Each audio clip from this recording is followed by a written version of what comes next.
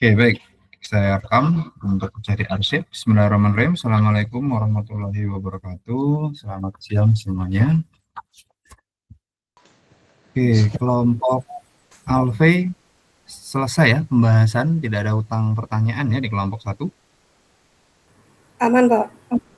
Aman. Baik, sudah direkap metodologinya dan diserahkan ke Alfi untuk diupload di arsip. Sudah? Sudah, Pak. Oke, nanti kita cek. Untuk sekarang pembahasan kelompok kedua belum membahas semua kah Elvika dan kawan-kawannya?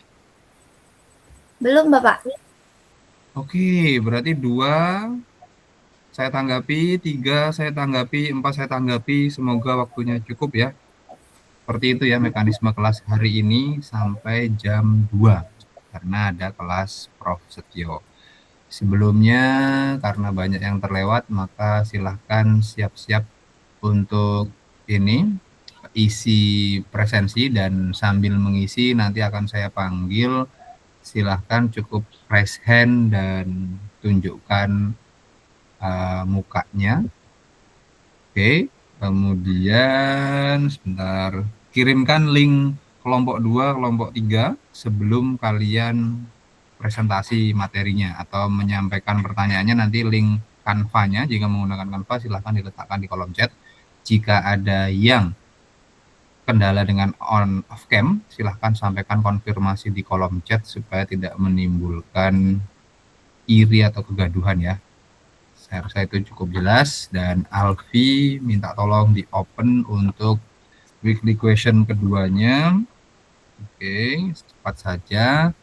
Nah, silahkan kalian memprediksi atau memperkirakan semangat ataupun belajar kalian dari semester 1 sampai menjelang lulus itu seperti apa memprediksi. Untuk yang pertama, pilihan pertama adalah constant low di bawah 50%, kemudian continually drop yang kedua, semakin banyak semester kok makin males Pak ya belajar gitu ya. Kemudian ada rise and then drop, berfluktuasi atau naik turun tapi dengan tren di tengah-tengah perkuliahan itu sempat mengalami semangat, kemudian agak kurang semangat dan semuanya berakhir pada 100 karena asumsinya semua ingin lulus. Kemudian yang keempat berikutnya moderately steady, artinya kuliah itu ya tidak terlalu semangat, tidak terlalu malas, berjalan sesuai arus gitu aja. Atau yang kelima slight decrease but come back, artinya awalnya semangat Pak, tapi pernah ada masalah atau sesuatu hal yang menjadikan turun semangatnya namun kembali lagi. Atau yang keenam yaitu gradually increase, di mana positif semakin banyak semesternya makin semangat belajarnya kan gitu. Atau yang terakhir yang ketujuh sudah auto motivated atau almost on fire, artinya selalu termotivasi dan saya rasa ini adalah teman yang patut didekati dan dipergauli supaya semangat belajarnya gitu. Ini 1 sampai 7 intinya semakin besar angkanya trennya semakin bagus, semakin kecil prediksinya semakin kurang ya. Itu yang pertama. Yang kedua, kesesuaian antara tujuan pendidikan dengan tujuan kalian atau niat kalian dalam berkuliah. Adapun tujuannya yaitu ini, apakah kalian sesuai dengan tujuan ini atau menyimpang atau berbeda. Oke. Jika semakin sesuai maka angkanya 7, semakin tidak sesuai 1. Silahkan nanti diisikan di kolom yang sudah disediakan Alfi. Oke, saya rasa cukup jelas ya, tinggal angkanya diletakkan. Intinya pilihannya 1 sampai 7. Semakin 7 semakin bagus trennya, semakin 7 semakin sesuai dengan tujuan. Untuk waktunya sampai selesai saya panggil, silahkan nanti raise hand 2 orang, 3. Sebentar, ini mana sih layarnya? Sebentar, wait. Oke. Gina Riva Puput, silahkan fitur raise hand-nya supaya tampil di sini.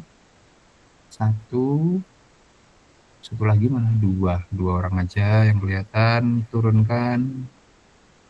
Kemudian Raffi, Sania, Afifa. Tidak ada kabar? Ada? Ayo. 1, 2, 3. Oke. Kemudian Alfi, Febri, Ina. turunkan Sania. 1, 2, 2 aja ya yang kelihatan ini. Alfi dan Ina, oke.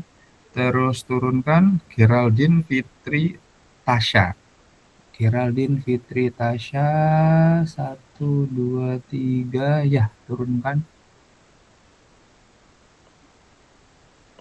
Kemudian Paulina, Anissa, Ola. 1, 2 saja. Oke, turunkan boleh. Nadia, Angel, Hans.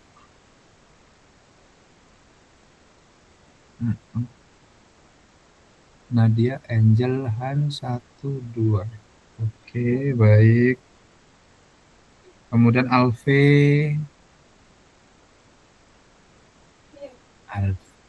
Oke, cukup turunkan. Silahkan diisi cepat. Alvina, Afida, Coki. Alvina, Afida, Coki tidak kelihatan. Baik. Puja, Nisvan, Parsa.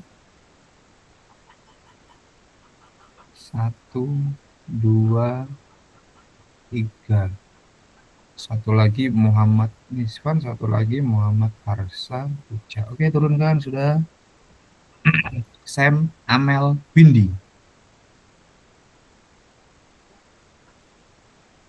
Sam, Amel, Windy. Sam, Amel, Windy. Sebentar, mana sih ini? 1, 2, 3. Sam, kamu di mana atau 2 device kok tidak terlihat? Di sini, Pak. Error. Oh, itu. Oke, turunkan. Kelompoknya L bisa diambil alih layarnya ya, sambil menunggu sisa waktu. Oke, ya. Konfirmasinya letakkan di kolom chat ya. L, Hafsah, Nesha.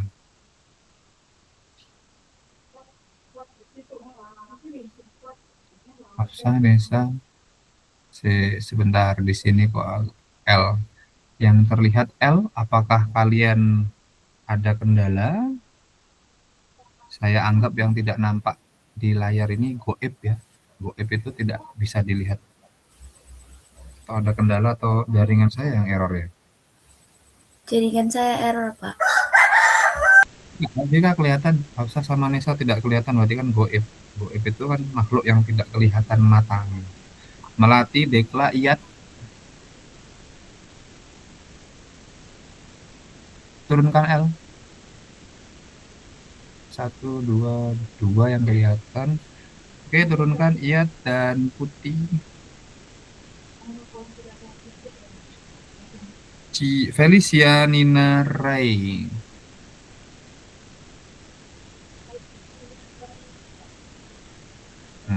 Goib semua, tidak kelihatan. Nailah, Dias.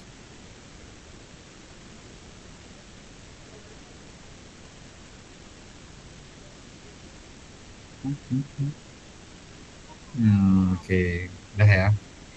Yang terlihat tidak goib, yang tidak terlihat saya anggap goib.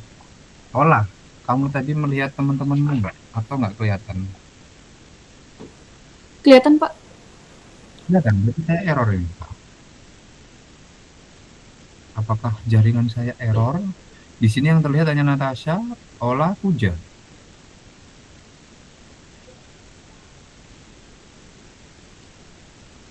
Silakan L di share screen. Coba ya, saya ulang ya kalau ada. Diambil alih layarnya. Riva, Febrianti, Febri tadi yang Febri, kendala jaringan buruk. Baik Febri, ada Febri aja yang konfirmasi.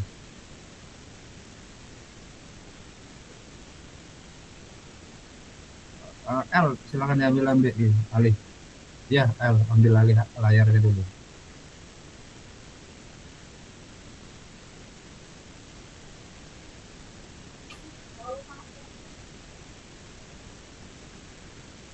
Alfi, bisa minta tolong kamu kirim screenshot-nya ke saya ya, supaya kelihatan dari layar lain.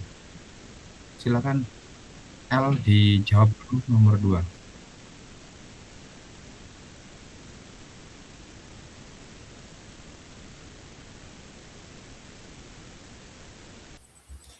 Baik Bapak, terima kasih atas kesempatan yang telah diberikan. Kami dari kelompok 2 izin untuk mengambil alih layar. Setelah kemarin presentasi terkait instrumen investasi begitu di pemerintah dan perusahaan, tentunya kami mohon izin menjawab beberapa pertanyaan dari teman-teman dan pembagiannya nanti akan dilanjutkan oleh teman saya. Untuk yang pertama, saya mohon izin untuk menjawab pertanyaan dari Kak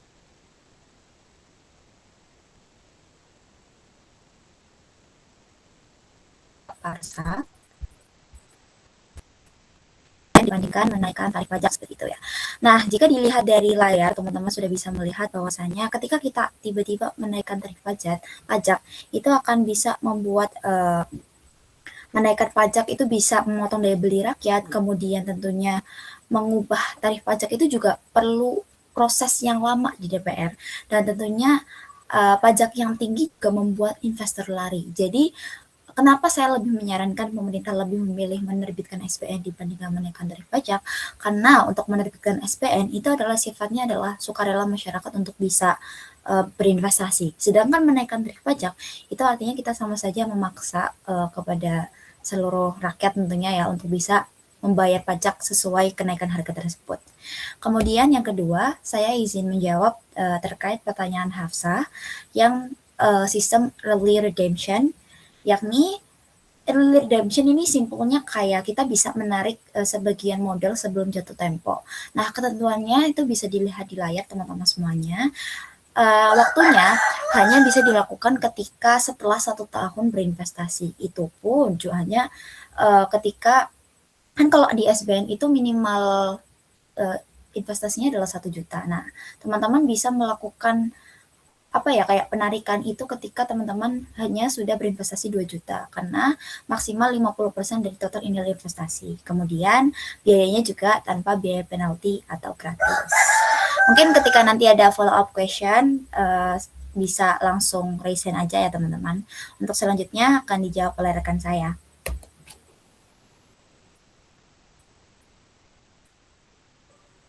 Baik, izin menjawab pertanyaan dari Kak Raffi kemarin. Itu pertanyaannya adalah persentase obligasi gagal membayar utang atau keuangan seperti itu.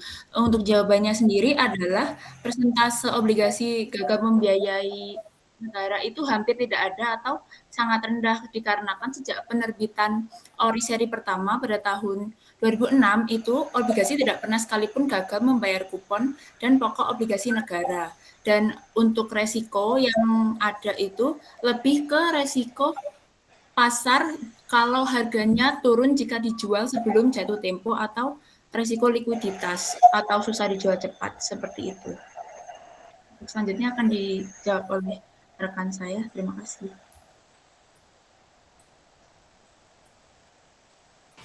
Baik, selanjutnya akan saya jawab terkait dari pertanyaan Kak Alfi, yaitu terjadinya salah satu kasus yaitu SVB yang dimana memberikan dampak untuk para investor melakukan panic selling. Apakah investor retail Indonesia berpotensi melakukan panic selling terhadap ORI di pasar sekunder? Itu jawabannya secara singkatnya SVB itu dapat mengakibatkan para investor itu panik akan takut kehilangan asetnya sehingga mengalami penjualan yang melonjak. Nah, hal tersebut dapat mengakibatkan kerugian sehingga terjadinya panic selling. Kemudian, investor retail Indonesia ini berpotensi melakukan panic selling pada ORI di pasar sekunder, tetapi kemungkinan relatifnya itu kecil. Hal ini karena ORI itu merupakan obligasi yang terjamin di pemerintah Indonesia. Kemudian singkatnya tingkat resikonya itu lebih rendah dibandingkan instrumen lain. Tapi dampak langsung terhadap sistem keuangan Indonesia dinilai tidak signifikan, sehingga potensi panic selling oleh investor retail terhadap ORI ini cenderung terbatas dan lebih dipengaruhi oleh sentimen pasar saja. Sehingga dapat disimpulkan bahwa investor retail Indonesia ini mungkin melakukan panic selling di pasar sekunder, tetapi peluangnya itu tidak sebesar oleh instrumen lain, karena obligasi ini kan dijamin oleh pemerintah, sehingga jawabannya seperti itu. Selanjutnya akan dijawab oleh rekan saya.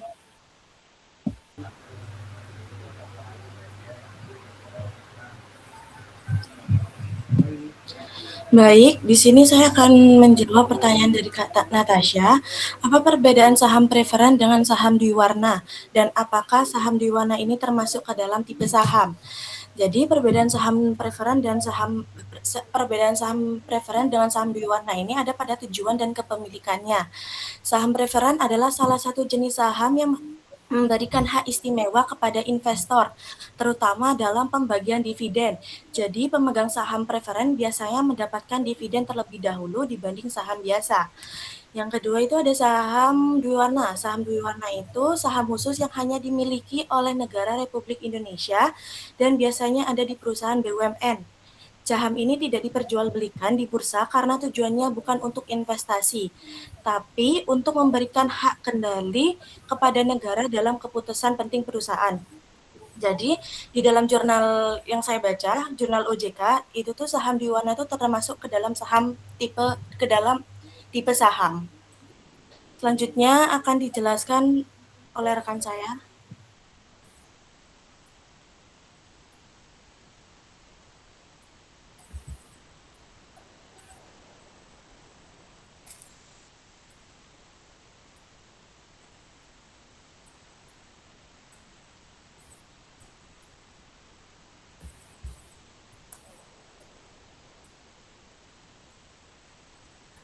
Siapa selanjutnya? Kelompok L sudah selesai, Pak? Amel, Bapak.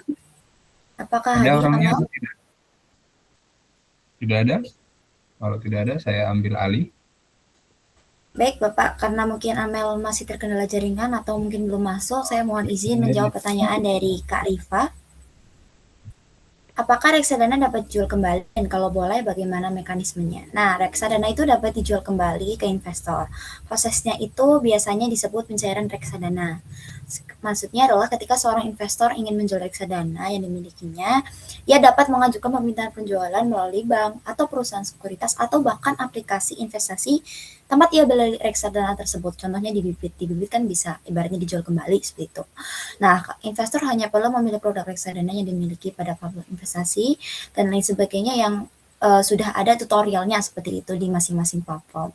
Nah, setelah permintaan penjualan disetujui dan diproses, dana hasil penjualan akan bisa ditransfer ke rekening investor. Seperti itu. Mungkin untuk kakak-kakak yang sebelumnya sudah bertanya, untuk Kak Parsha, Hafsa, Kak Raffi, kemudian Kak Alfi, Kak Natasha, dan yang terakhir Kak Rifa, mungkin apabila ada follow-up question bisa langsung raise hand saja. Terima kasih banyak. Kelompok 2, linknya bisa diletakkan di chat supaya saya membuka sendiri saja. Baik, Bapak. Oke, ya silakan stop share.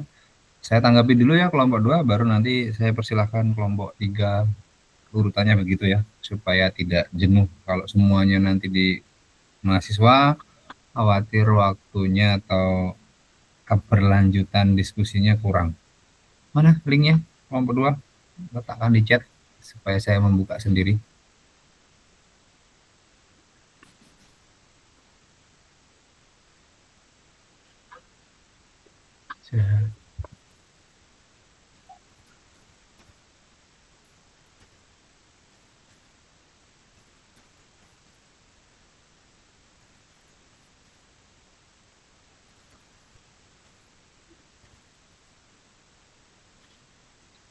Sebentar. Oke, thank you El. Kelompok 2, baik. Mana ini?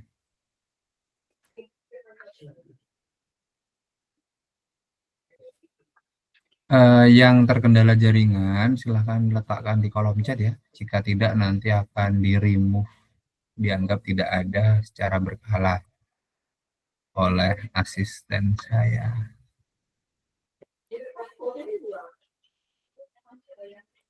Oke, sebentar.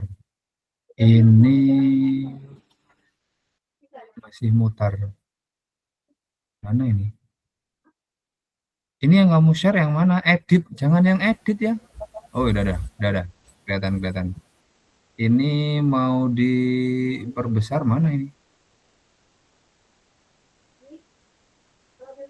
Di show kan mana show-nya ini? Sebelah mana? L biasanya di sini. Biasanya di bagian bawah itu, bagian kotak kan ada perbesar gitu, Pak. Ya iya. Ini head thumbnail nggak ada. Ini yang apa? Yang di show. Saya ingin full screen tapi kok nggak ada pilihannya ya. Biasanya di sebelah bagian page. Nah ini kan. Terus di sini makanya ini close. Oh ini dia. Nah itu, Pak. Oke, sudah. Ya. Baik. Ini yang tidak hadir berarti ini ya. Di PPT page berapa? Oke. Nah, nanti Page 12. kelompok 2 juga sama ya, pertanyaan yang masuk di ini kan, di apa istilahnya tuh? Sebentar, tunggu. Direkapkan. Maksudnya direkap itu dicatat. Jika ada jawaban dari saya yang sekiranya cocok, nanti sekalian notulensinya dilengkapi dan diserahkan ke Alfi untuk diupload gitu ya. Oke, ini Parsha ada di sini orangnya atau tidak ada? Ada, Pak. Ada, baik. Halo. Parsha bertanya, oke, lebih memilih SPN. Baik. Sebenarnya bukan lebih memilih Parsha ya, tergantung kebijakan mana. Karena menerbitkan SBN ini lebih kepada monetary policy, sedangkan pajak itu lebih ke public policy atau kebijakan publik sama kebijakan moneter. Jadi tidak ada yang lebih pilih mana ya, tergantung pemerintahnya. Karena itu dua hal yang terpisah kalau di perekonomian yang kita pelajari. Tapi kalau saya yang mengajar di prodi ekonomi Islam, saya sampaikan itu tidak terpisah, itu jadi satu. Baitul Mal namanya. Baitul Mal yang mengurusi monetary, yang mengurusi perpajakan. Jadi satu. Kalau di perekonomian saat ini, itu dua hal yang terpisah.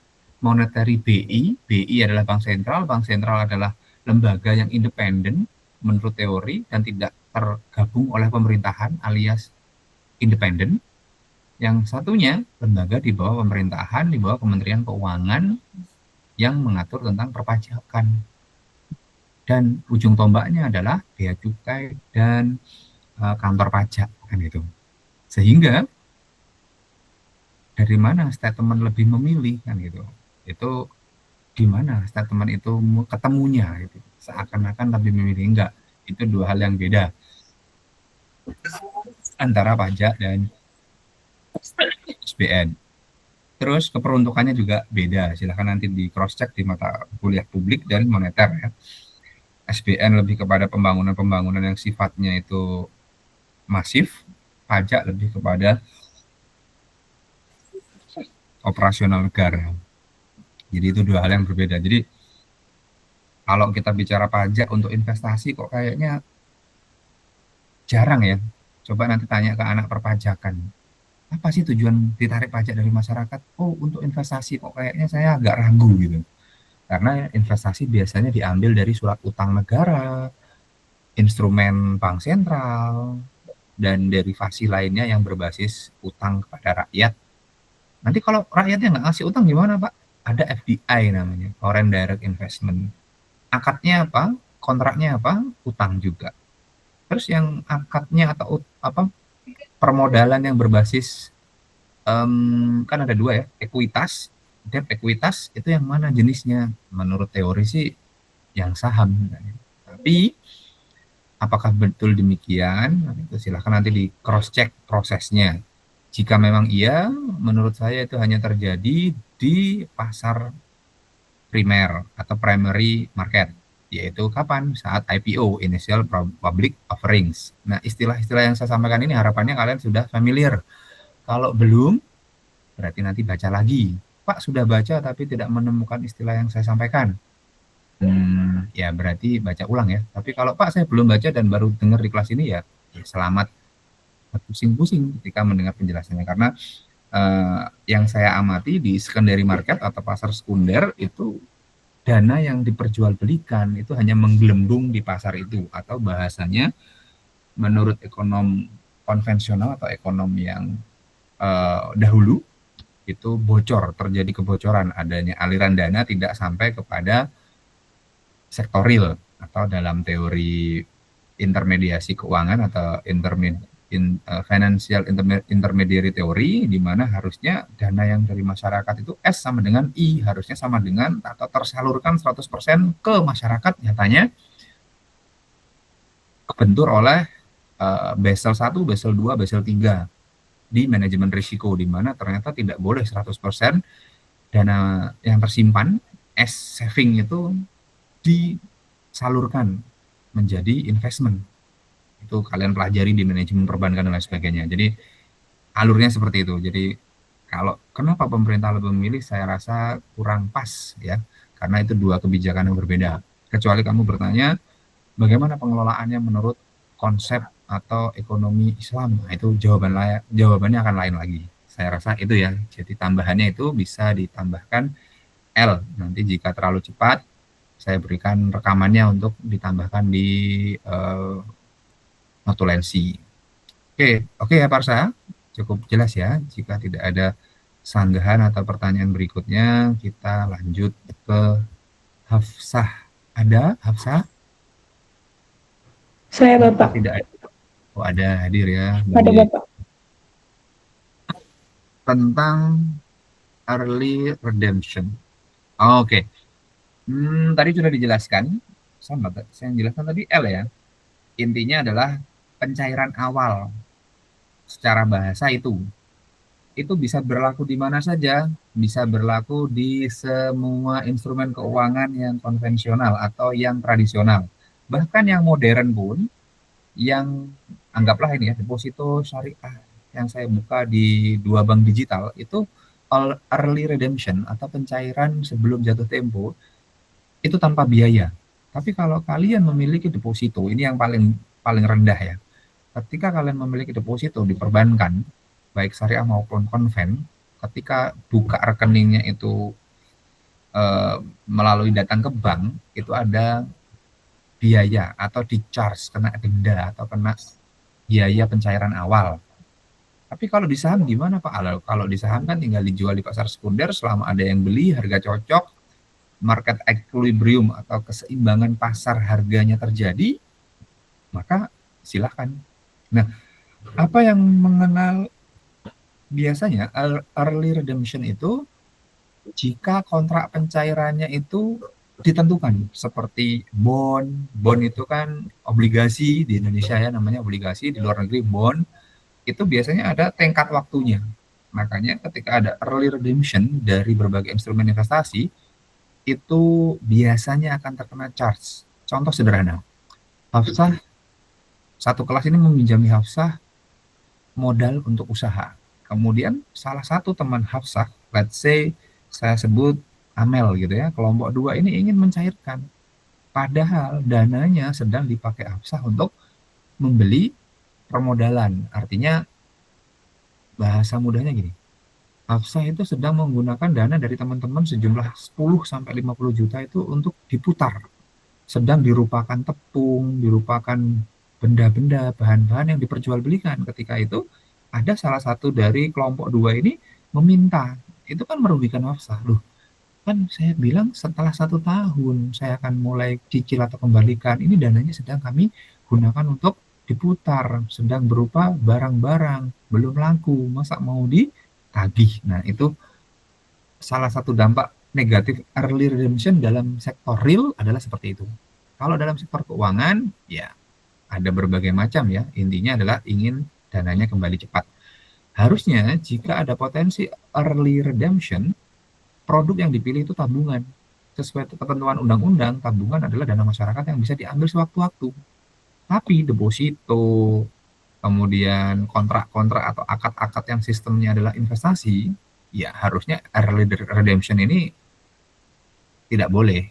Karena apa? Karena sedang digunakan dananya.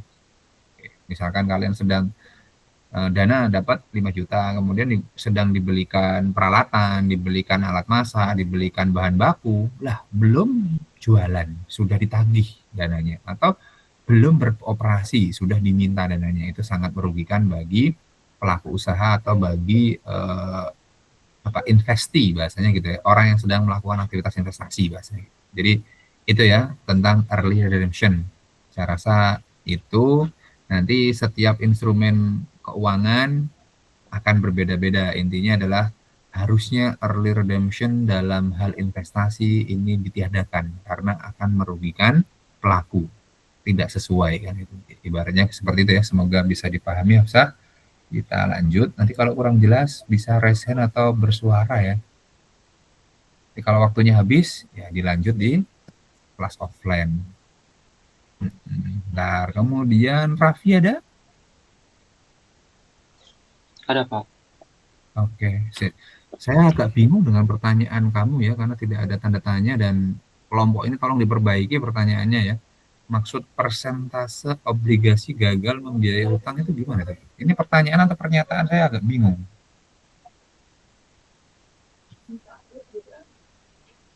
Gimana Raffi maksudmu ini? Karena pertanyaannya belum clear. Saya intinya nanya itu, Pak, apakah bisa obligasi itu seperti surat utang negara itu gagal dibayar oleh pemerintah Indonesia, Pak? Itu aja sih, Pak. Mungkin atau tidak utang pemerintah itu ke masyarakat ya atau ke luar negeri. Nah gini, pernah terjadi gagal bayar. Kapan itu? Saat krisis 2008. Pernah terjadi. Jadi menurut teori yang dipelajari sejauh ini, instrumen paling aman adalah treasury bill. Itu kalau belajar di Amerika sana ya, dan semua kiblat finance, ya memang Amerika. Itu dijelaskan tidak mungkin gagal bayar. Menurut definisi manusia, tapi kalau nanti kembalinya lebih meluas lagi, buktinya ada itu Zimbabwe, pemerintah yang gagal bayar. Buktinya ada juga ini tetangga kita, Timor Leste, yang pemerintahnya juga nggak karuan. Nah, gitu. Kita juga sama, pemerintah kita ini gagal bayar nggak? Hutangnya nggak karuan itu bunganya, ya kan, triliunan. Kira-kira kalian memberi utang kepada pemerintah yang notabene dia sendiri punya utang bunganya berapa ribu triliun, nah, percaya nggak? Kan gitu aja pertanyaannya. Jika kalian memberikan utang kepada seseorang yang dia sendiri punya utang lebih besar daripada utang Anda, pertanyaannya adalah, Raffi ngasih utang nggak? Masih percaya nggak? Kan gitu. Nah itu satu itu ya. Terlepas dari berapa persen, ya memang sih jaminannya banyak, pulau-pulau, tambang-tambang itu bisa dijual memang. Tapi kan ya apakah itu seperti itu gitu. Itu bahasanya nanti di ekonomi politik atau ekonomi yang lainnya. Tapi di investasi pertanyaannya adalah ketika Anda percaya kepada seseorang itu atau entitas bisnis itu dan berbisnis dengan dia, ya monggo saja kan gitu. Nah, itu secara teori tidak gagal bayar karena dijamin pemerintah. Tapi ketika pemerintahnya saja seperti itu, gimana kan gitu. Terus yang mengelola pemerintahan seperti itu, seperti diberitakan, silahkan. Jadi bagaimana kita akan percaya gitu. Jadi pertanyaannya bukan masalah gagal bayar atau tidak, tapi siapa yang menjalankan hal tersebut. Oke, tapi secara teori memang tidak mungkin gagal bayar, pasti akan diganti. Meskipun ya dampaknya adalah money supply bertambah. Dengan cara apa? Mencetak duitnya. Ya oke, kamu balik nih duitnya. Tapi karena ada pencetakan, ada signorage berlebih, berarti purchasing power parity-nya, karena ada beberapa mahasiswa itu ketika disebutkan istilah-istilah yang ke Inggris-Inggrisan, ke istilah asing-asingan itu merasa bangga. Saya sebut aja purchasing power parity. Apa itu PPPP? Adalah kekuatan daya beli sebuah mata uang. Ketika dicetak berlebih, otomatis Oke, utang kita tidak gagal bayar, tapi jika dampaknya adalah second rate berlebih, maka daya beli rupiah kita terhadap komoditas dalam negeri dan juga terhadap komoditas atau mata uang asing akan melemah gitu aja. Sehingga kalau bisa dibilang gagal bayar sih menurut teori tidak. Saya juga punya beberapa sukuk sebagai bentuk praktik keuangan supaya ketika ditanya masyarakat atau mahasiswa itu, wah ini cuman bicara teori tapi tidak praktek, ya saya mencoba dan alhamdulillah tidak gagal bayar sih selama ini. Cuman saya agak khawatir sehingga jumlah yang saya berikan di SBSN surat berharga syariah negara itu tidak besar, hanya porsi kecil untuk pembelajaran saja, tapi tidak seluruh aset saya berikan. Jadi nanti silakan dipelajari diversifikasi berapa persen dialokasikan. Mayoritas aset saya berada di logam mulia dan juga sektor real, artinya di lembaga keuangan mikro. Itu yang terbesar. Baru di SBSN, ada di saham, itu pun hanya untuk pembelajaran, artinya ketika ada pertanyaan, ketika ada sanggahan dari orang lain ketika mengajar berkaitan dengan alokasi aset dan investasi, ada pengalaman lah at least. Karena orang yang memiliki pengalaman dengan orang yang memiliki ilmu saja itu berbeda. Tapi kalau memiliki ya pengetahuan dan juga praktek, saya rasa jawabannya lebih pede dibanding yang bisa menjelaskan tapi oh mohon maaf saya belum pernah misalkan ya ngajar saham, ngajar bond gitu, tapi hanya menguasai buku, belum pernah praktek, ceritanya akan sebatas ya sesuai buku, tidak sesuai realita. Itulah mengapa saya meletakkan beberapa dari diversifikasi asetnya di beberapa tempat supaya ketika mengajar itu lebih pede atau lebih yakin, gitu ya. Jadi mengenai ini secara teori tidak pernah gagal, tapi melihat keadaan yang menjalankan obligasi tidak baik-baik saja ya jangan banyak-banyak. Nanti kalau ada apa-apanya rugi sendiri. Karena seingat saya tidak dijamin LPS, SBSN, menjaminnya langsung negara. Beda dengan lembaga keuangan perbankan yang ada LPS-nya. Gitu, Raffi. Oke ya. Semoga tidak terjadi kegagalan. Nanti masyarakat akan menjadi kurang percaya sama pemerintahnya kalau sampai gagal bayar di negara kita yang sudah terjadi di luar negeri sih. Gitu Raffi ya. Oke, oh ya, saya yang mengoperasikan lupa. Ada beberapa pertanyaan El? 5, 4? Ada 6 kalau tidak salah Pak. Kelompok 1 sedikit ya, kelompok berikutnya kok tambah banyak ini pertanyaannya. Yalah, 6 ya. Semoga cukup. Habisin hadiah waktu itu. Oh gitu, ya oke. Kemudian Alfi, ada Alfi? Ya ada, oke. Loh ini ada yang ini ya, mode habis duhuran gitu ya. Oh ya, ini ada yang paling barat siapa ini paling barat ini? Tasya, kamu berada di utara. Izin Pak, saya di Jogja sekarang. Kamu di mana?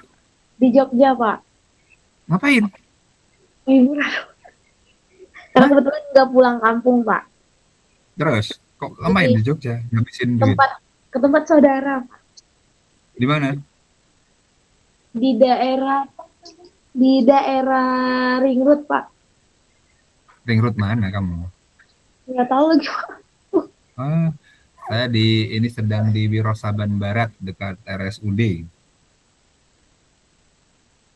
Berarti kita satu langit di Jogja ya. Sepi Jogja. Kemarin sore keluar. Iya Pak. Lengang karena mahasiswa sudah pulang. Oh, paling barat berarti siapa ini? Parsa di Bangka Belitung.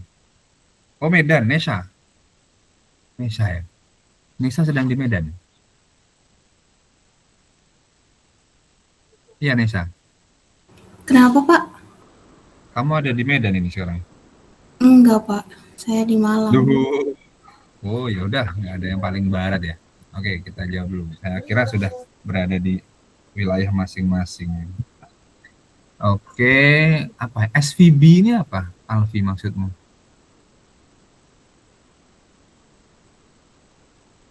Alfi, SVB, kok disingkat apa itu?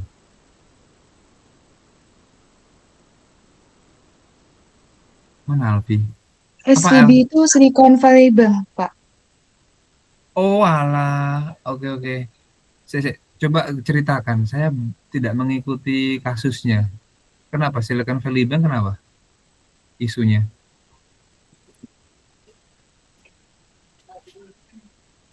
Sebenarnya ini dibahas di salah satu matkul, saya sedikit lupa, di mana di situ Heeh. itu Silicon Valley Bank itu mengalami krisis keuangan dan banyak ini banyak dari investor-investornya yang terdampak, bahkan di seluruh negara itu terdampak dari adanya ini runtuhnya keuangan dari Silicon Valley Bank ini, Pak.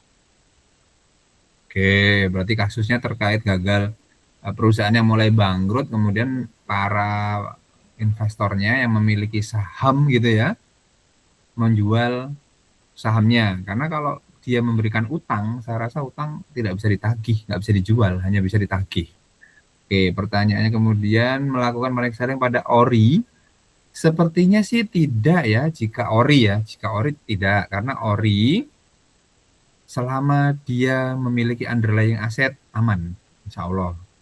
Yang tidak aman gimana? Kalau underlying asetnya mangkrak, nah ini yang menjadi problem.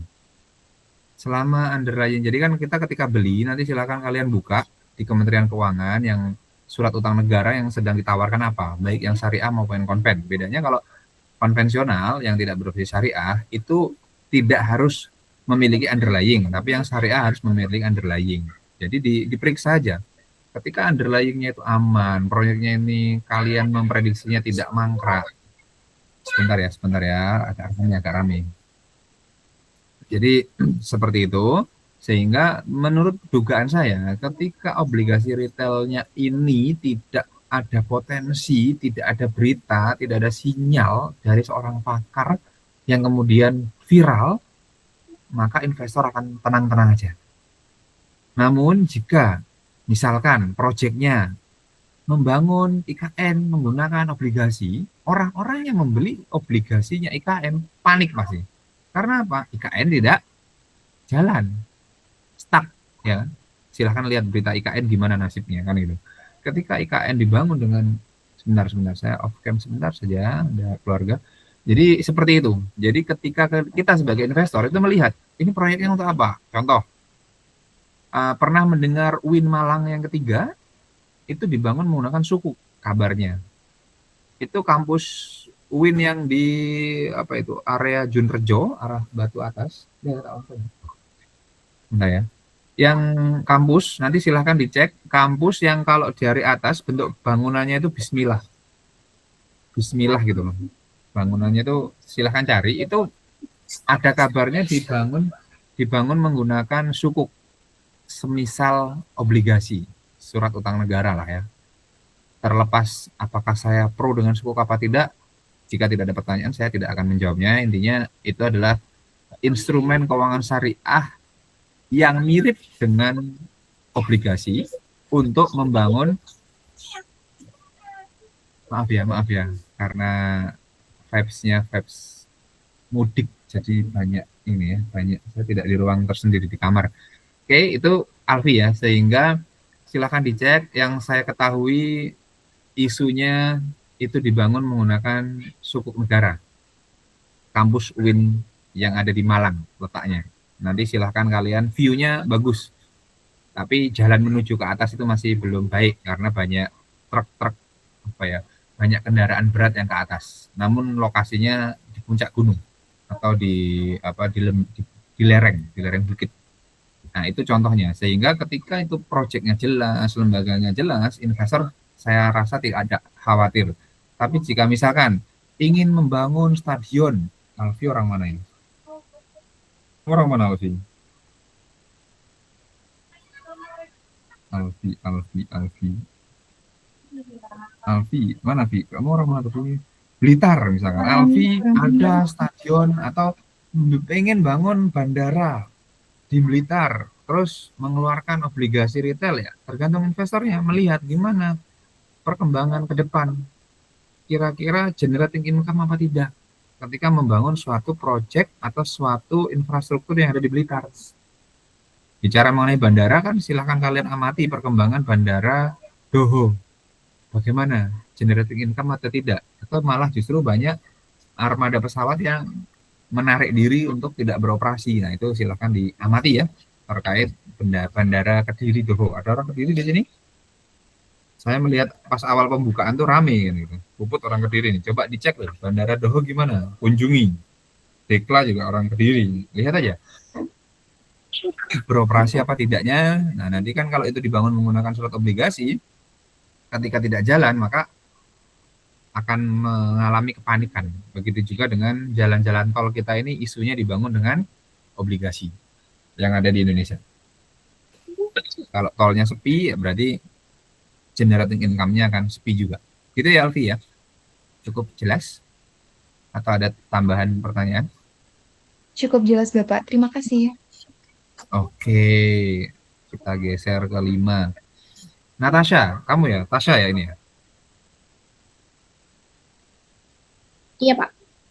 Oke, aduh, saya kurang paham tentang saham Dwiwarna ya, jadi nanti tidak banyak komentar karena belum mengetahui apa itu Dwiwarna, baru dengar di kelas ini. Apa? Dwiwarna itu baru ya, kelompok L. Saya belum paham.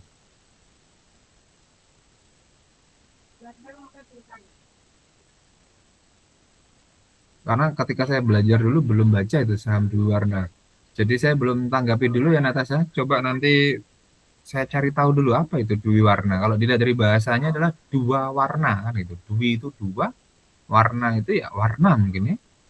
Dua macam gitu. Tapi saya belum mempelajari. Saya coba pelajari dulu.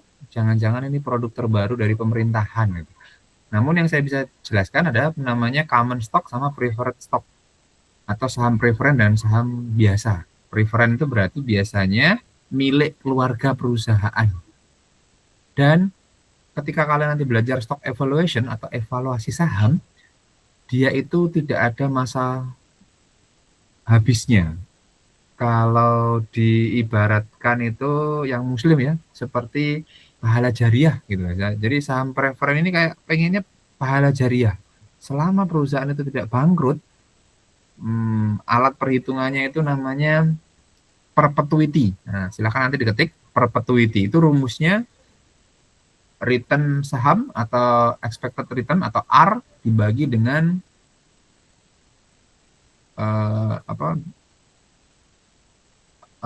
harga awal atau bukan bond price, tapi lebih kepada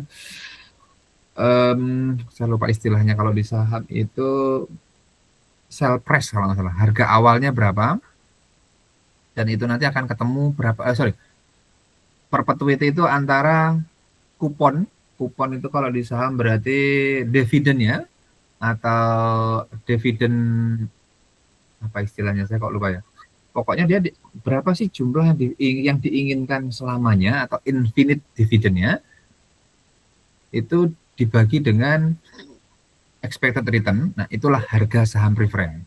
Jadi kalau membeli saham preferen, diasumsikan sampai perusahaan itu bangkrut gitu ya, walaupun tidak ada bangkrutnya di dalam buku, dibahasakan adalah forever, infinity, selamanya, tidak terbatas. Kalau saya bahasakan adalah ya pastinya sampai bangkrut gitu. Kalau sampai dia bangkrut, jadi perusahaan itu harus membayar dividennya sejumlah itu. Itu konsepnya perpetuity.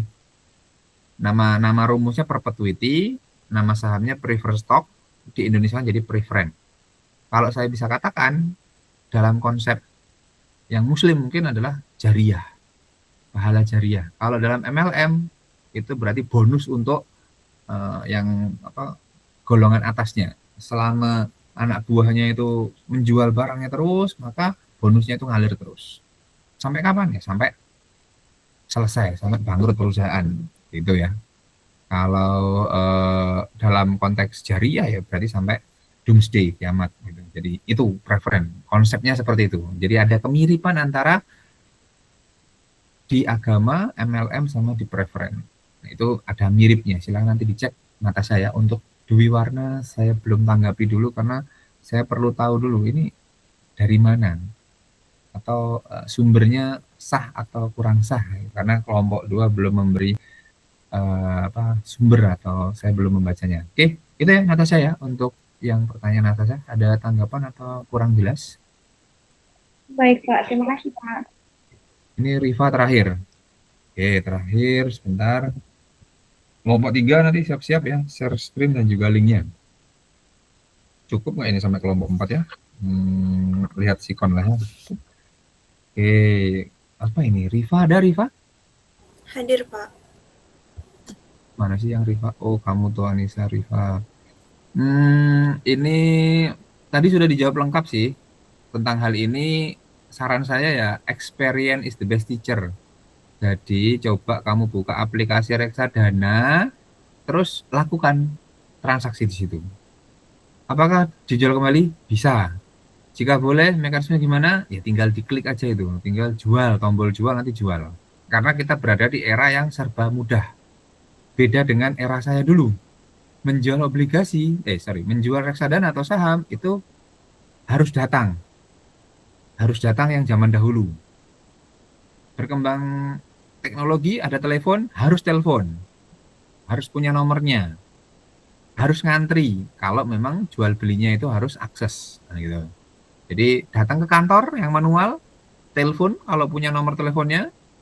Jika belum diangkat, ya ngantri, telepon terus-terus sampai diangkat. Itu mekanismenya. Kemudian mengisi form, kalau zaman dahulu harus datang ngisi form, yang premium atau VIP cukup telepon, konfirmasi benar dari Bapak ini, sebutkan itu, nanti diisikan oleh aksesnya, ada biayanya, dijual oleh agen, agen perusahaan reksadananya. Kalau sekarang lebih mudah lagi. Dengan aplikasi Bibit, kalian bisa beli saham dan jual sesuka hati. Tanpa ada pertimbangan, tanpa ada keterangan, ingin jual tinggal klik jual. Nanti ada kalkulasinya, ada robot advisor, berapa biayanya, berapa potongannya, berapa diterima, berapa fee. Seperti itu ya. Untuk Riva, saya rasa langsung experience is the best teacher untuk pertanyaan Riva. Karena itu ada di genggaman kalian. Saya rasa itu ya. Cukup ya Riva ya. Karena itu langsung bisa dipraktekkan. Oke, silahkan kelompok 3. Diambil alih layarnya dan ditanggapi terlebih dahulu.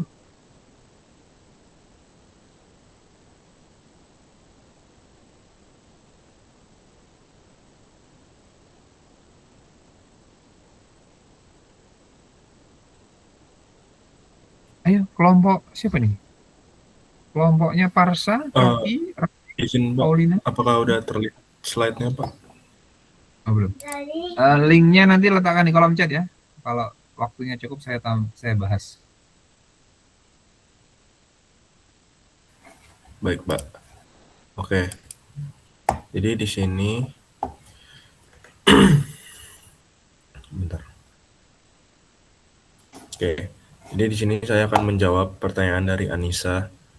Anissa bertanya tentang pengawasan perdagangan saham di bursa efek yang berbasis teknologi. Nah, di sini Anissa bertanya mengapa fenomena gorengan saham itu masih sering terjadi dan merugikan investor retail. Apakah ada yang salah dari kebijakan yang dibuat OJK atau dibutuhkan evaluasi kembali seiring perkembangan zaman? Nah, jadi masalah utama itu bukan pada sistemnya. Sebenarnya OJK itu udah buat sistem sedemikian rupa dan dalam bentuk misalnya auto rejection atau unusual market activity. Tapi dengan keberadaan sistem itu bukan penghalang untuk oknum-oknum ini atau bandar-bandar ini untuk melakukan satu langkah lebih maju gitu dari sistemnya. Jadi kalau dibilang sistemnya salah, nggak salah sistemnya. Cuman dari kebijakan misalnya OJK itu mereka tuh kayak kurang kasih efek jerak ke oknum ini karena denda yang mereka dapatkan itu sebenarnya nggak seberapa dari keuntungan yang mereka hasilkan dari menjual saham gorengan atau jadi bandar saham gorengan. Nah, jadi karena manipulator itu atau bandar itu kan mereka menggunakan puluhan hingga ratusan rekening nomini.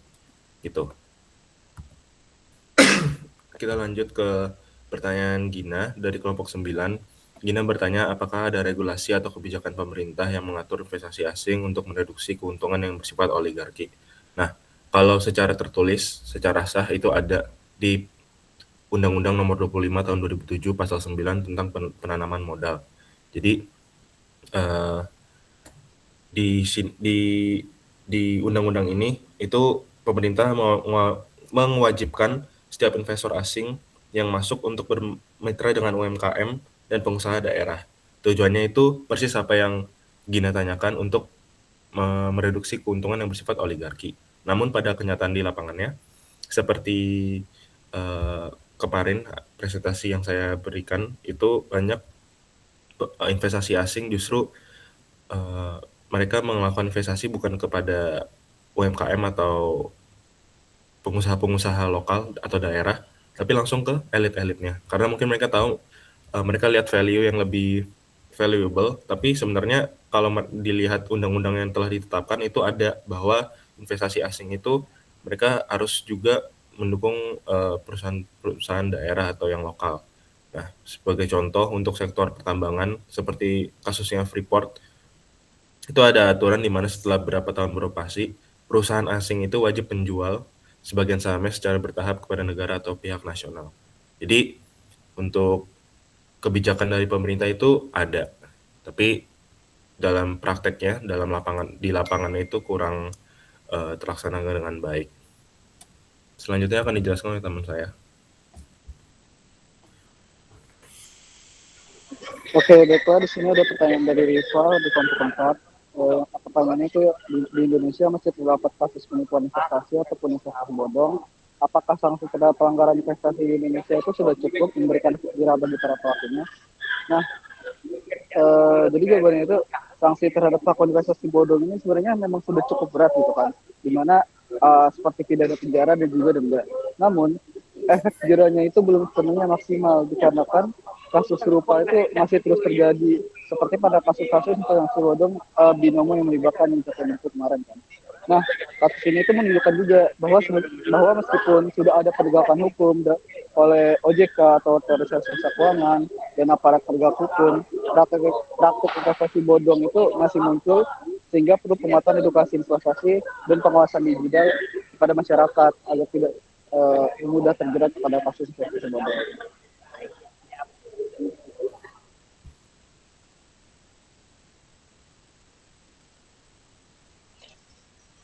Baik, selanjutnya saya mau menjawab pertanyaan dari Iyad Idris. Jika Anda diberi kesempatan untuk menjadi pembuat regulasi, kebijakan apa yang akan Anda buat agar regulasi investasi di Indonesia dapat membuat para investor merasa lebih aman?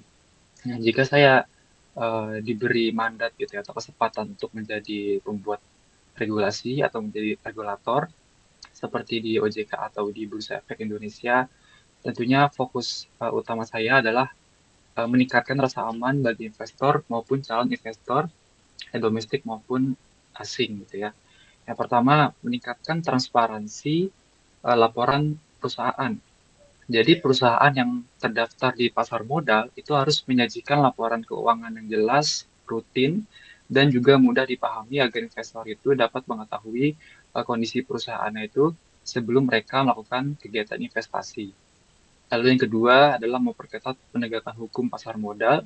Ini terutama terhadap praktik manipulasi pasar, lalu juga transaksi semu, insider trading, sehingga ada efek jerah bagi para pelanggar. Lalu yang ketiga itu memperkuat perlindungan bagi investor retail. Ini dengan menyediakan mekanisme pengaduan yang mudah diakses dan memiliki kewenangan untuk menindak. Lalu yang terakhir itu adalah memberikan insentif pajak bagi investor jangka panjang agar lebih banyak menarik investor dari domestik maupun asing yang berpartisipasi dan pasar akan menjadi lebih stabil. Next.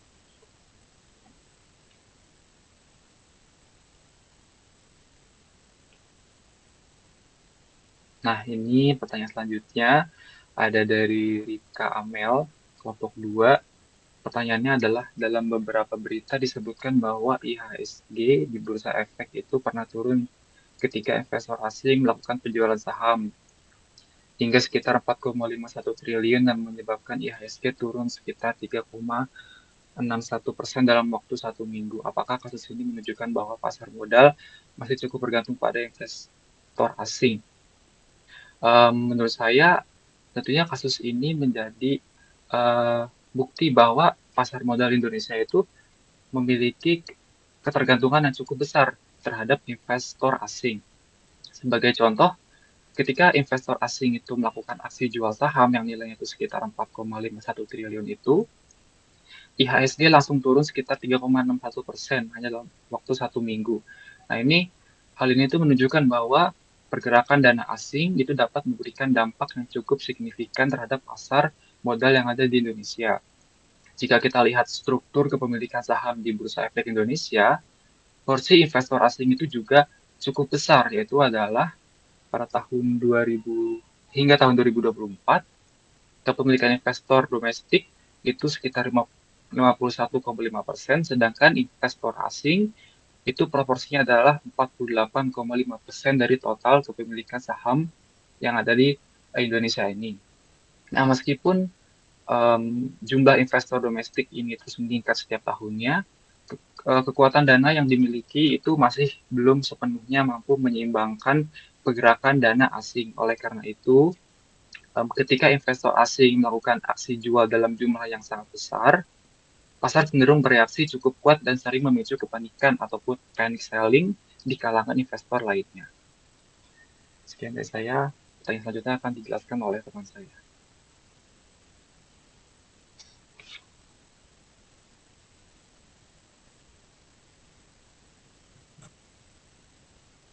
Baik,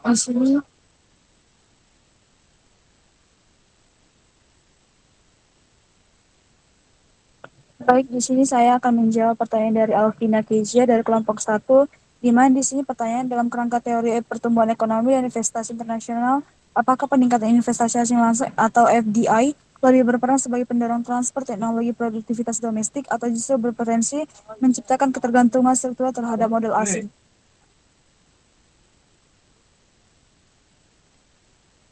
Nah, di sini FDI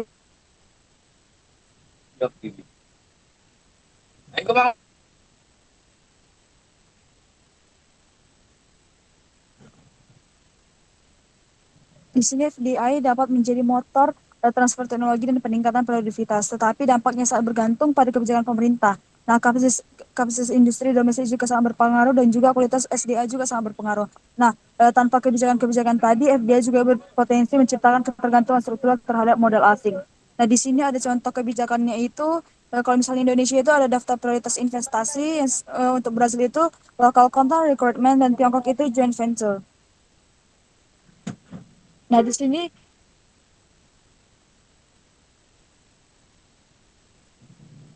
FDI ini juga kita tahu dapat mendorong perkembangan ekonomi melalui apa? Nah, kan investasi ini juga membawa teknologi baru nih dan juga membawa modal. Nah, dengan membuka investasi asing di Indonesia juga akan membuka lapangan pekerjaan di Indonesia sehingga tenaga kerja di Indonesia juga terpakai di Indonesia ini sehingga investasi yang ditanamkan langsung di Indonesia ini juga dapat mendorong pertumbuhan ekonomi jika dilakukan berdasarkan kebijakan-kebijakan yang berlakukan baik itu di setiap negara, baik itu di Indonesia, baik itu di Tiongkok ataupun di negara-negara lainnya seperti yang saya sebutkan sebelumnya, di mana setiap negara itu memiliki kebijakan-kebijakan sendiri terhadap FDI.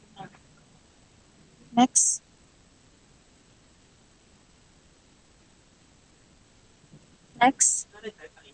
Oke, baik. Selanjutnya ini ada pertanyaan dari Alfi. Nah, Alfi ini bertanya, ketika Federal Reserve menaikkan suku bunga secara agresif pada tahun 2022, banyak mata uang negara berkembang melemah terhadap dolar Amerika Serikat. Nah, ini juga termasuk negara kita, yaitu negara Indonesia. Nah, pertanyaannya itu, mengapa kebijakan moneter di Amerika Serikat ini dapat memengaruhi nilai tukar rupiah di Indonesia, dan bagaimana seharusnya Bank Indonesia merespon terhadap kondisi tersebut.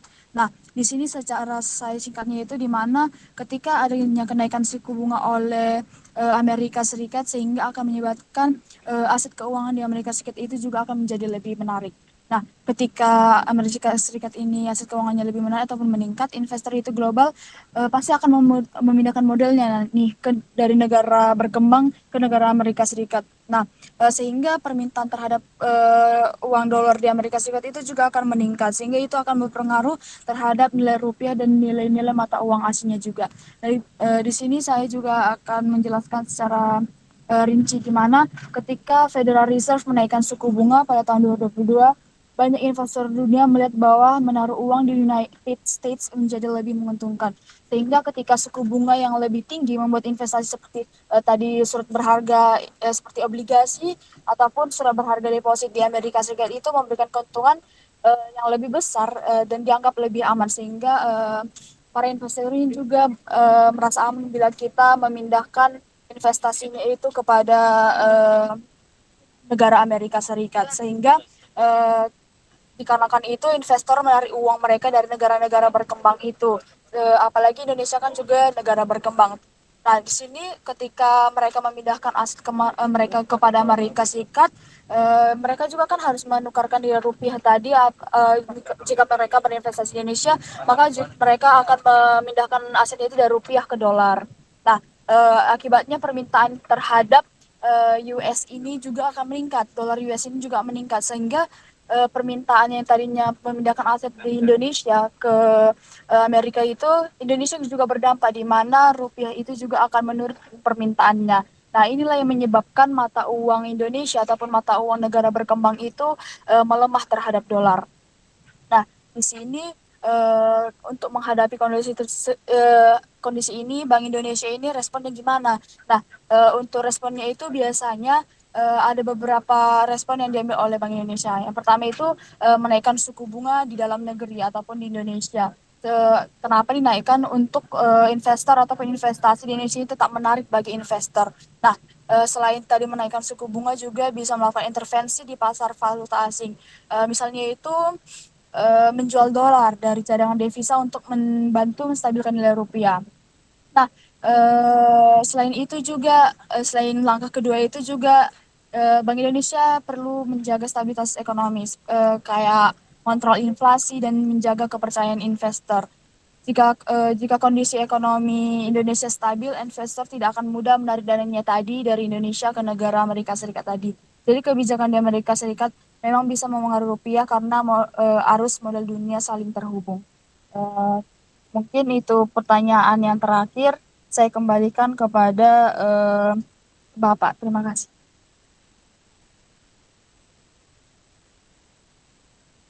Oke, thank you. Linknya ya, saya butuh untuk saya share screen sendiri. Oke. Baik, ada berapa pertanyaan kelompok ini? Ada 7, Pak. Wow. Kita jawab secukupnya aja sampai jam 13.55 atau ya kelas sore. Kelasnya Pak Setio dimulai jam berapa, Adik-adik? Jam 2, Pak.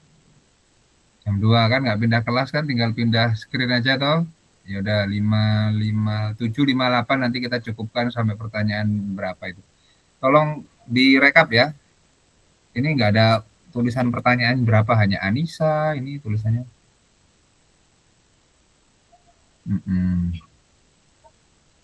Sudah kelihatan ya. Oke. Kita coba. Anissa, ada yang tanya di sini orangnya? Oke, kling. Oh, yang ini Anissa, yang ini. Nanti tolong dibantu ya jika saya salah memahami. Sistem pengawasan, oke. Teknologi berada di bawah OJK. Saham gorengan sering terjadi. Oke, dugaan saya satu sih, karena memang dibiarkan dan itu sumber pendapatan. Sama halnya dengan pertanyaan, kenapa di Yogyakarta yang ditangkap malah yang mengeksplor bandarnya, kenapa nggak bandarnya? Ada dugaan, ya bandarnya bayar polisi kan gitu. Itu ya, jadi contohnya itu. Jadi ada oknum yang melindungi, seperti yang kemarin di Kominfo. Kenapa sih tidak dibatasi aja itu judul itu? Ya, dugaan sementara terkuat adalah jika yang memberikan judul itu memberi izin, yang mengizinkan, gitu bahasanya gitu ya. Jadi itu dugaan terkuatnya Anissa. Dugaan terkuatnya itu. Jadi hampir mirip, kenapa kok diperbolehkan? Padahal itu merugikan. Jangan-jangan yang membolehkan itu juga menerima saham atau menerima bagian persentase dari hal itu. Oke, itu satu. Kemungkinannya itu. Pak, kalau dia nggak menerima, kenapa nggak dibasmi? Jawaban yang kedua, bisa jadi saking banyaknya sehingga sulit dikendalikan. Itu bisa juga. Jadi kemungkinannya itu, Anissa. Mana yang benar? Wallahu alam. Kan gitu aja ya. Jadi saking banyaknya, ibaratnya Pak, kenapa sih penjahat itu banyak banget, polisi kok tidak? Misalkan polisinya sudah benar, berarti ya saking banyaknya kewalahan. Gitu. Saking banyaknya jadi kewalahan, tidak bisa. Atau jangan-jangan ya melindungi atau dikasih. Nah, itu ada dua kemungkinan itu ya sementara ya. Kemudian pertanyaan kedua, apakah ada yang salah?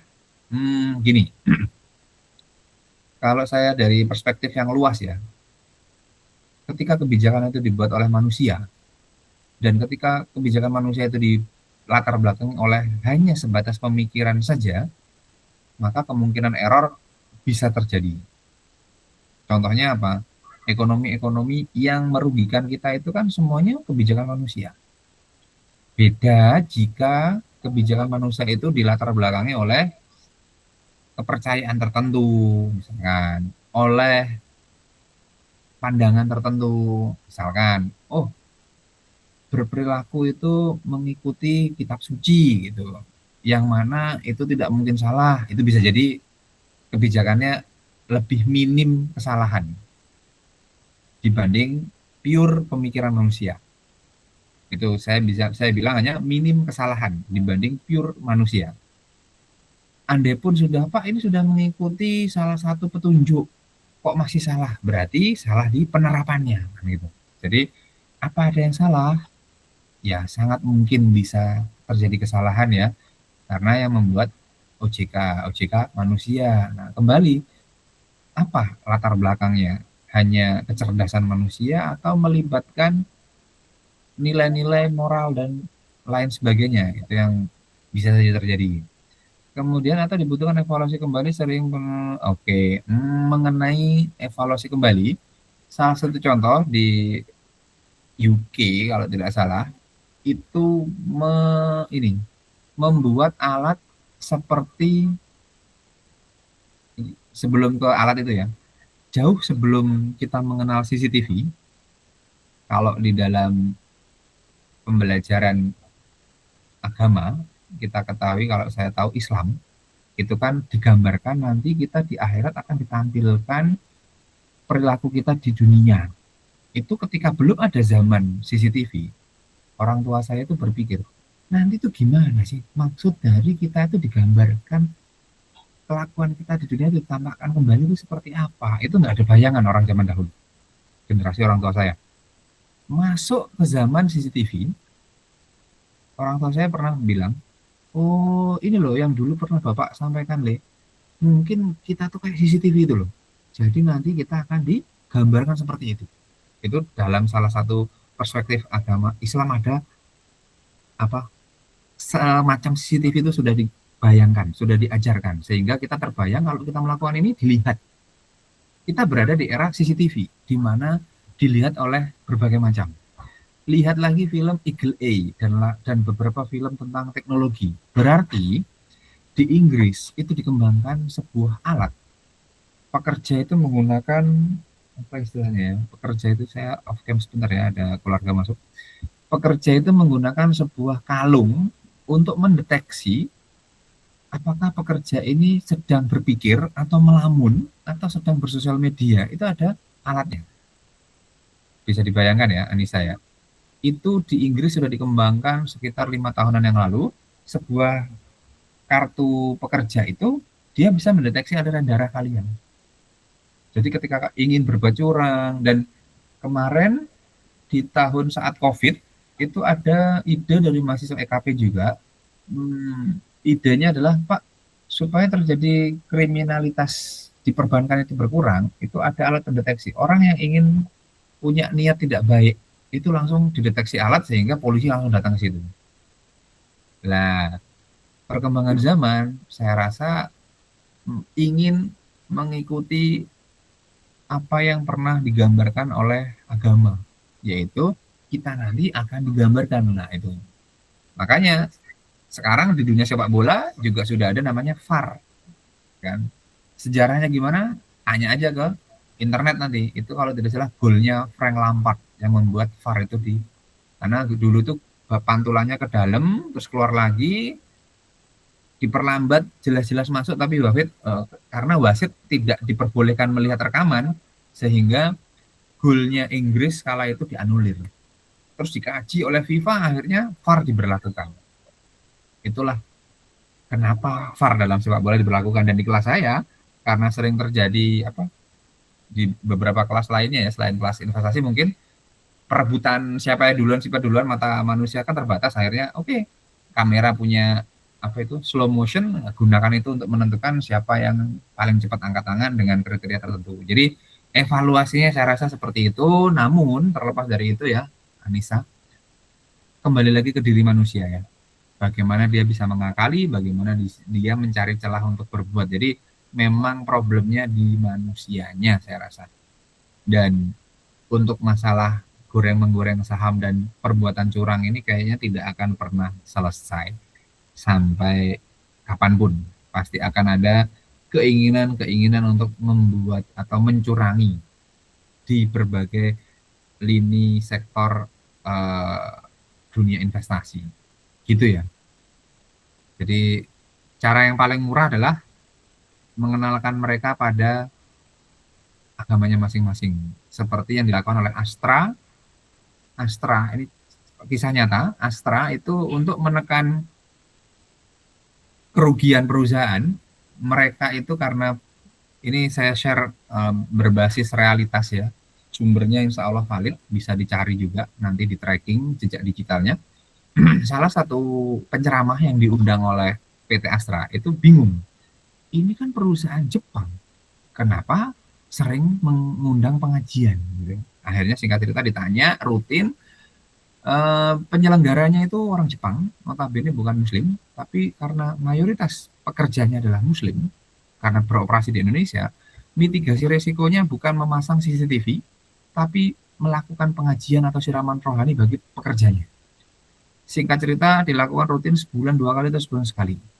Artinya pekerjanya didekatkan kepada keimanannya masing-masing, sehingga takut berbuat salah, dan data atau fakta mengatakan setelah rutin dilakukan pengajian, mereka dikenalkan dengan konsep akhirat dan lain sebagainya, tingkat kerugian diakibatkan oleh fraud di PT Astra itu berkurang signifikan. Intinya gitu, Anissa.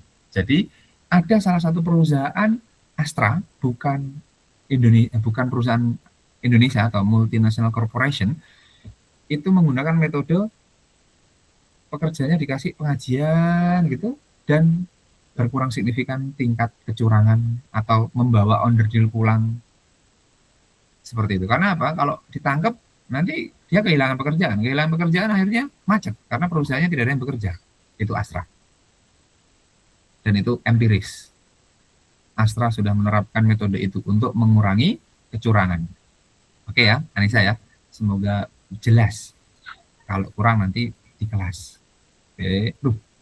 Oke, kayaknya sampai Gina saja kita cukupkan karena ada kelas lain yang akan segera dimulai. Semoga cukup. Gina ada, Gina? Yang mana tuh Gina tuh? Yang mana kok nggak kelihatan? Hadir, Pak. Malah yang di situ. Oke, ini kayaknya sudah terjawab ya Gina. Sesuai undang-undang seperti itu. Tadi Coki sudah menjawabnya dengan bagus. Saya tidak bisa menambahkan lagi. Mungkin ada tambahannya adalah ini. Terkait regulasi, itu memang bisa diatur oleh mereka. Ini kelas sistematik risk ya tadi ya. Regulasi itu bisa diakali oleh oligarki saat oligarki bisa masuk ke dalam politik Nah, gitu. Jadi yang awalnya systematic risk itu bisa dijadikan unsystematic. Yang awalnya undiversifiable bisa direversible kapan? Dengan cara perusahaan-perusahaan tadi mendukung salah satu partai, masuk ke dalam partai, mengotak-ngatik isinya. Sehingga regulasi itu bisa dipengaruhi dan itu sedang terjadi di berbagai negara termasuk negara kita. Negara kita kan partai politiknya didukung oleh para orang kaya kan. Dan orang kaya ketika sudah masuk menguasai sesuatu kan ingin ngotak-ngatik UU-nya. Nah, itu bentuk bagaimana systematic risk ingin dikendalikan. Caranya adalah dengan masuk ke politik. Nah, Pak, sebenarnya gimana sih tentang pengelolaan kekayaan negara? Kita ada undang-undangnya, apa itu? Air, udara, api itu dimiliki dan dikelola untuk kehidupan masyarakat banyak. Berarti pengelolaan perusahaan air, udara, api, di mana di dalamnya adalah tambang, oil and gas, harusnya dikelola oleh negara, tidak boleh swasta. Demi apa? Demi kemasyarakatan bersama. Kalau undang-undangnya seperti itu. Tapi yang menguasai perusahaan api, yaitu oil and gas, tambang oil and gas siapa kan itu. Jadi kan tidak sesuai dengan undang-undang. Silahkan cari ya tentang undang-undang yang bukan penanaman modal. Undang-undang pengelolaan alam Indonesia. Itu diperebutkan siapa dan harusnya bagaimana, ada undang-undangnya. Jadi kalau udara, api, dan gas berarti kan air nggak boleh dikuasai oleh swasta. Api berarti representasi api adalah minyak, oil and gas, dan tambang mineral itu harusnya dikuasai oleh negara dan dikembalikan untuk rakyat. Rakyat yang mana? Rakyat yang mayoritas, bukan rakyat yang minoritas gitu. Nanti coba dicek tentang hal ini, tentang distribution income, buka di YouTube, semoga belum dihapus, channelnya World Bank tentang Indonesian Distribution.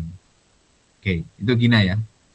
Semoga waktunya cukup di channelnya World Bank tentang Indonesian Income Distribution, kalau nggak salah kata-katanya itu sekitar tahun 5 atau 6 tahun yang lalu. Karena surveinya dilakukan di 2014. Bagaimana persepsi tentang distribusi pendapatan di Indonesia oleh World Bank. Nah, itu yang masuk World Bank atau yang di-capture oleh World Bank aja seperti itu. Nah, jadi kan regulasinya sangat kelihatan. Itu ya, Gina, tentang pertanyaannya Gina. Saya rasa itu dulu, kelompok 4 belum selesai dibahas dan kelompok ini masih sisa sebentar.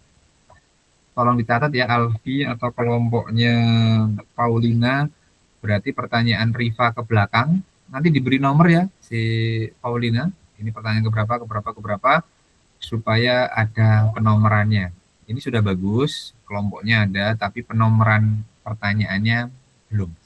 Saya rasa itu saja, dikarenakan ada beberapa peserta kelas yang memiliki kelas berikutnya dengan Prof. Setio, kita cukupkan sampai di sini, akan saya save sebagai arsip kelas dan juga akan saya upload untuk pembelajaran di kemudian. Kita akhiri. Subhanakallahumma wa bihamdika asyhadu an la ilaha illa anta astaghfiruka wa atubu ilaik. Selamat menjalankan puasa bagi yang berpuasa dan selamat berlibur bagi yang berlibur. Kita ketemu lagi tanggal 30 ya? Benar ya? 30 ya? Ya, 30 offline. Benar ya offline ya? Atau online? Saya lupa.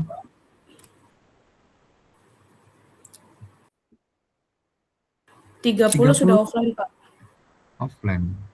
Oh iya ya. Sebentar. Oh ya, offline. Oke. Kita offline. Baik. Oke, terima kasih. Saya rasa itu kita cukupkan. Akhirul kalam, bila taufiq ada. Assalamualaikum warahmatullahi wabarakatuh. Waalaikumsalam warahmatullahi wabarakatuh. Terima kasih. Ya. Terima kasih, Pak.